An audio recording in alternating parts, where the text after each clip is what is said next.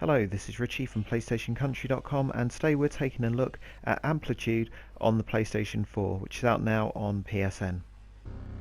So, in case you didn't know, Amplitude is a remake of a game that Harmonix made back in 2003.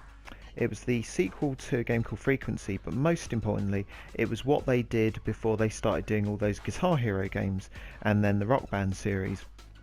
So as you might expect, this is very much a rhythm action game, and the original set a lot of the kind of templates for how rhythm action games went on to be. So this kind of feels like a little bit of a throwback, which is both a good and a bad thing. So the way this works is that each level is a song, and each of these songs is broken down into its component tracks, which are each one of these lanes. So a lane might represent the drums or the bass line or vocal line, synths, that kind of thing.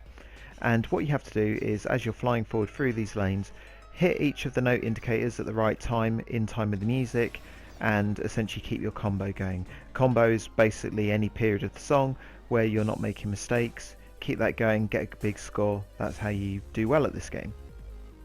So even if you've not played Amplitude before, it should be very familiar to you, because this is pretty much how Rock Band and Guitar Hero work, although this is a bit more of a simplified interface.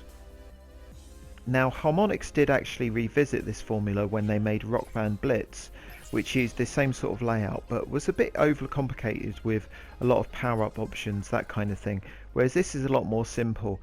Pretty much, as long as you're, skillful enough and you can feel the rhythm enough, then you should be pretty good at this. It doesn't come down to having a better strategy than another player, because you've all got the same power-up choices at the same time, and I quite like that.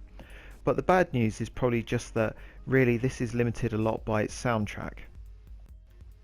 You see, despite making probably millions and millions of dollars from licensing all those songs back in the day and selling them to us as DLC, Harmonix has decided to make this game by way of Kickstarter.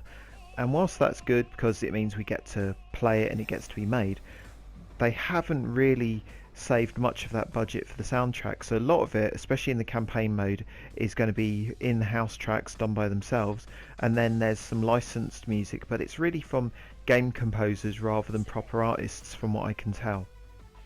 Also, there's very much a focus on electronica, which is quite good because it suits the visuals and the style of the music, but when you've been playing things like Rock Band Blitz and you've been playing not just different genres of music but also your favourite songs, then this can feel very limited.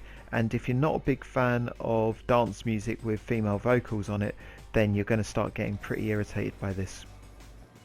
So whilst I do like the game because it's just very well made, I do find that it's let down by its music, and ultimately it's very repetitive both visually and just in terms of the gameplay. But it's solid and it's above average, so if you like solid and above average, then go and check out the game and check out any other website that isn't PlayStationCountry.com, because we're not average, we're really good. Bye bye.